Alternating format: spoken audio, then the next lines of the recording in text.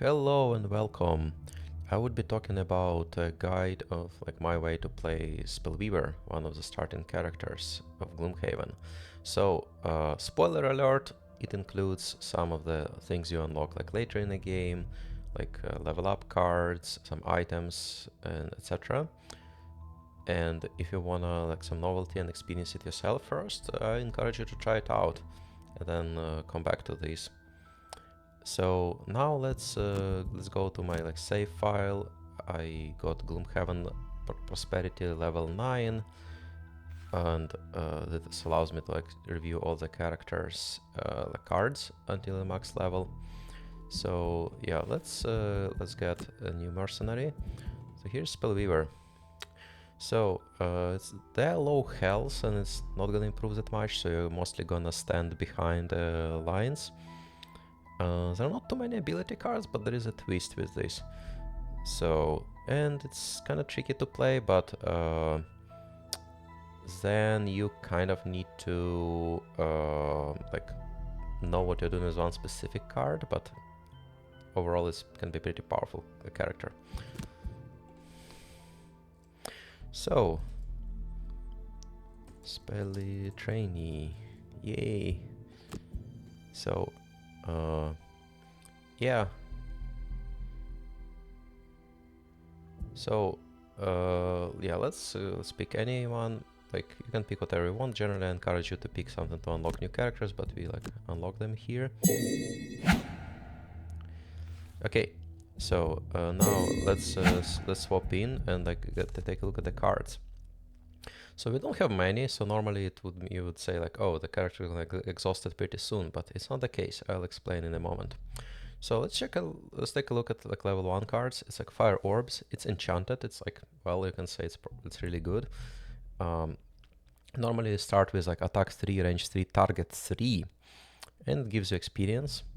It's a burn card, but there is a twist to that. And move 3 it's okay. But yeah, it's a powerful multi-target thing, which is one of main cards to deal damage. So it would stick with us until the maximum level. Impaling Eruption. This is situational, but if you can hit it, it's pretty nice. So if the enemy is stacked in a path to the primary target, so it can be okay. But and now here's a main card. That's why you should never redraw unless you try to discard this card or burn this card. So you can recover all your burned cards, not just discarded but burned ones. So it's gonna gives you a second life. Caveat is this card itself, it has additional icons, so it kind of goes into the into the box. So you cannot play it again, you cannot recover it after you play the top ability. But that's basically very important for you playing a Spellweaver. It's the most important card. And then bottom is also pretty nice. You have move 4 and I believe yeah, so basically I don't remember if jump is available or enchanted, but yeah, let's actually take a look.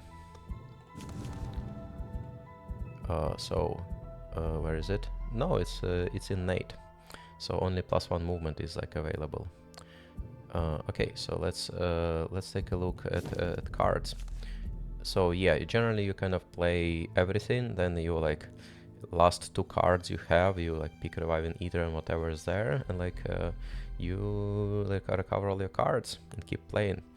Caveat is you need to be in a safe position, because enemies can hit you and then maybe you don't have anything to protect yourself, then you just get exhausted.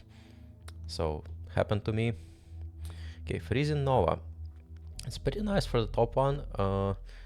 So, but it's not super powerful, because it's more oh, hit enemies and walk away, because we don't want to be dealing melee damage. And heal 4 and edge 4, but it's a burn card. Again, we can be decent at recovering burn cards, but it should be still you should be mindful of your resources. Mana Bolt. is like really good. Again, I enchanted it, so we're gonna keep it for a while. 7 initiative is phenomenal. So yeah, I did plus damage. So it normally starts with like 2 attack, 3 damage. It's fine. Heal 3 in range 1 is like not like particularly special, but it's a bottom heal. You can heal self, you can heal some allies sometimes, and you can put some like enchantment like bless on it, which I did, which can be like pretty useful. Frost armor. Yeah, so this is like pretty useful for solo scenario, but for solo scenario wait for like level 8 at least. It's probably optimal level to play it. I'll explain why. Yeah, top is like nice, so you can get just ranged attack. It's like your bread and butter. And the next 2 sources of damage to suffer no damage instead. I think is specifically like very useful during solo scenario. So we're gonna keep it for some time. Flame strike is really nice. Yeah, remember we can fire orbs, for example, we generate fire, so we can like now like use it to like wound somebody on the next turn. Attack 3, range 2 is a bit low, but it's okay, it can be enchanted. And bottom attack is also pretty nice, so we can just do more damage in a turn with like bottom and top. Yeah, Ride the Wind. It's also gonna be useful during solo scenario, but normally it's more like a card, hey, if you need to loot a chest with a loot action, that's a choice for you, but we are not gonna be like using it all that much. And Crackling Air. The next 4 attacks add +1 attack or +2 attack instead. It's a burn card. I think it's useful for like speedrun somewhere.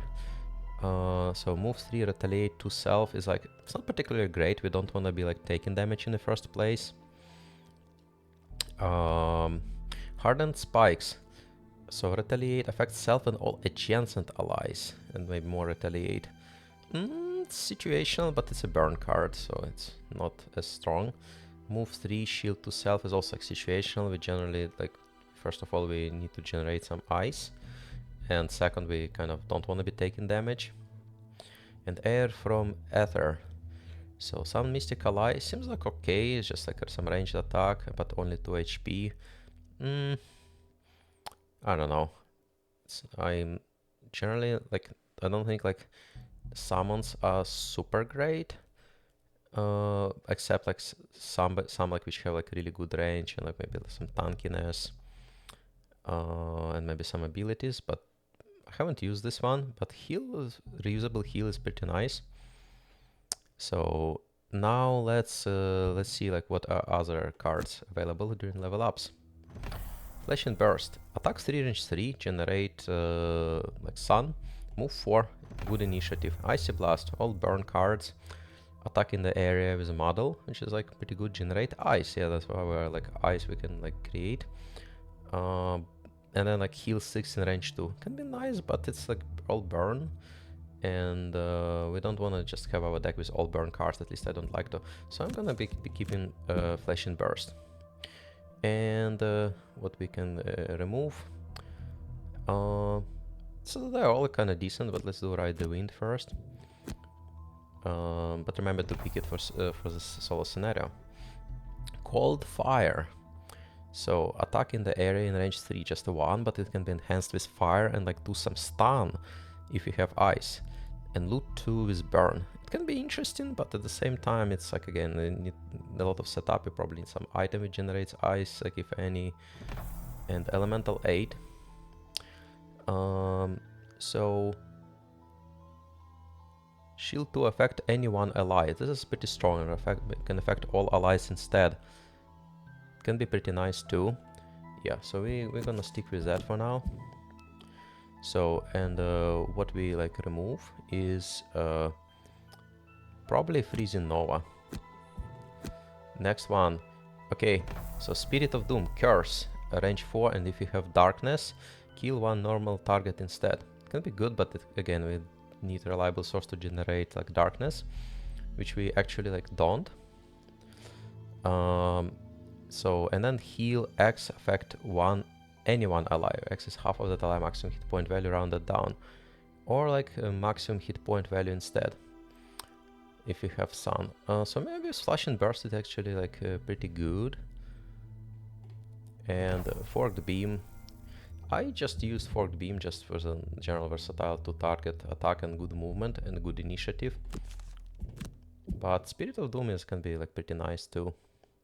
So I can probably get rid of Impaling Eruption because it's like a like situation and burn. So let's level up. Chromatic explosion. We do a burn, like attack 3 range 3 and create all the elements. So it's another way to like do some generation. And move 2, we can like generate any element, which is really good if you're doing this kind of build with like element dependent, but we are not doing it here in Engulfed in Flames. So an attack 4 in range 3 is pretty nice and generates fire. Fire can be useful later. So I was picking just this one and just like no burn, reusable attack. We want to keep Fire Orb, Surviving Ether, and like Mana Bolt. So Frost Armor and Flame Strike. What do we pick? Probably Frost Armor. Next level up is level 6, Living Torch. Attack 4 in range 3, Immobilize. And then maybe like if we have Sun, we can get enemies suffering more damage. And Summon Burning Avatar.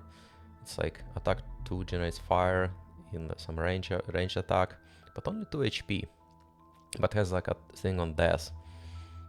I didn't really use bottom, but top is good for like just reusable damage. So Frozen Knight, attack 4.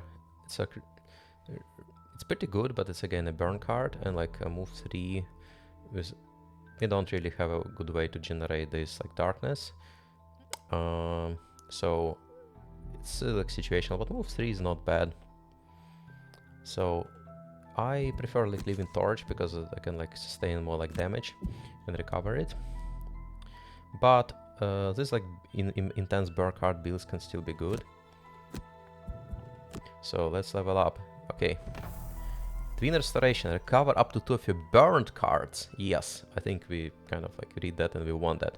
And bottom is like 2 target heal, which is gonna be also pretty powerful. Stone Feasts, attack 6, it's melee, we can get more targets.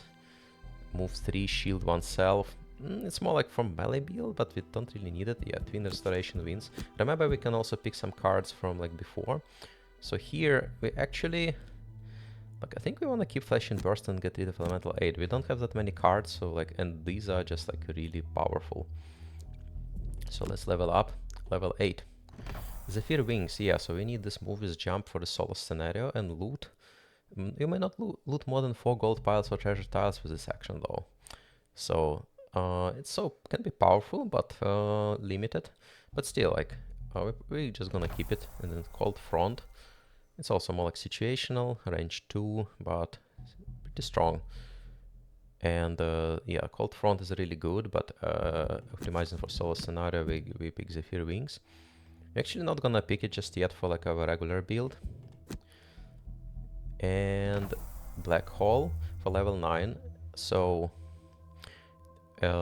we get a pretty strong attack, but it's a burn. Choose a hex with range 4 and pull 2. Target all enemies within range 4 of the chosen hex and pull them toward it. Yeah, top 1 can be like stronger, but again, we like don't really have much ways to generate the like darkness, so it needs like some setup. But we want Inferno. Basically, target all enemies in the same room as you. Note that if you are like in a doorway, I don't think it's just gonna target anybody, so like make sure to get into the room itself. So this is so powerful, and for like there are scenarios where it's like, oh no, maybe whole scenario is like one giant room. So this is immense. All allies in the same room suffer 2 damage, but it's like just a small downside. And you can actually combo it with Twin Restoration, so you can like heal 2 of your allies after doing this. And with fire you can also get like additional attack. This is like why I like a build which uses like power potions for Spellweaver. And this is also like so nice. Retaliate 2 with range 3, affects self and all allies. Yeah, so if you have those shielded enemies which are like gonna attack you, like this is like really good thing. But I don't know, it's like, or you can like destroy them with Inferno. So yeah, we're definitely picking this. And again here, I think Flash and Burst is nice, but Mana Bolt is like better. We need some healing, and we need like this like, initiative 7, so we're gonna remove Flash and Burst and pick Inferno. Well, that's our build.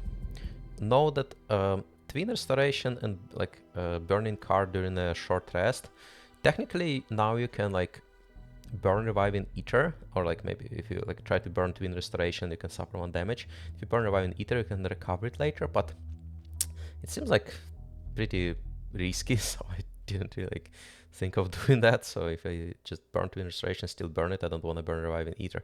And generally you have enough cards, so it's like have enough turns, it's kind of fine.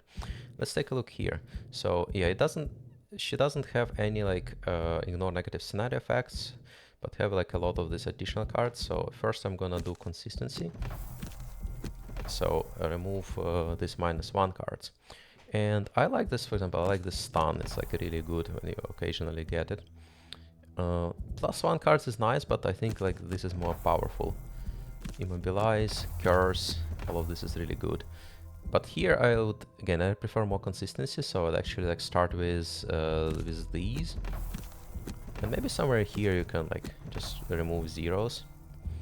And let's finish it off with fire is more useful. And then, yeah, so this is our way to generate darkness as one of the ways, but it's again very unpredictable.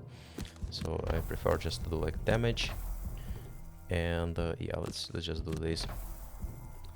Let's talk about items. So here, for like head items, since we're gonna be doing a lot of AoE, we really want Eagle Eye Goggles. They're expensive, but they are worth it. So right now it's of course sold out. They're used by like main party, but generally, like you wanna have those things with on like your people who do a lot of AoE, or people who like do some like very big single target damage, so they don't like draw like curse or whatnot during that.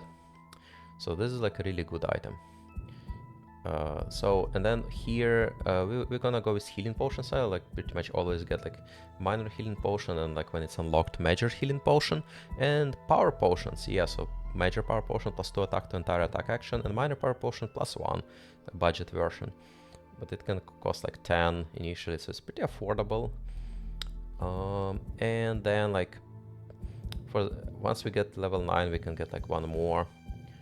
I usually would get like stamina potion, because we can, like, for example, do Inferno Twin Restoration, do Recover, and then do another Inferno Twin Restoration, although we probably don't have power potions just yet. Here, for the hand item, I like Piercing Bow. It's not gonna apply to Inferno, unfortunately, because it's not like a ranged attack. It's more like a special attack. But for Fire Orbs, it's like pretty good, so when you have like, say, some enemies with like a low HP, high shield, this is like really powerful. So yeah, there is that. For movement, I actually not sure which, like usually Boots of Striding is like good choice, but Spellweaver has quite a lot of movement with our build, so maybe Winged Shoes is a little bit better actually. Because we have one jump for with Reviving Ether, but like having a couple of jumps is like really useful sometimes to pick up the chest behind traps, or to reach something like faster, and sometimes like clock is ticking and whatnot. And there are all of these like fancy items. I'm probably not gonna go over them. Like, yeah, so it's probably just like get some movement, or yeah, the boost of levitation can be pretty nice, but you need to unlock that, and it's also like quite expensive. But I mean, it's gonna be a nice fit for Spellweaver. And for this, we actually want Cloak and Invisibility. That's like really powerful, so we end up with ourselves in like tricky situation. Actually, for solo scenario, it's also like really good. So yeah, get it for your like more squishier characters. So yeah, and yeah, let's swap with our like main character, and that's gonna be it. Thanks for watching.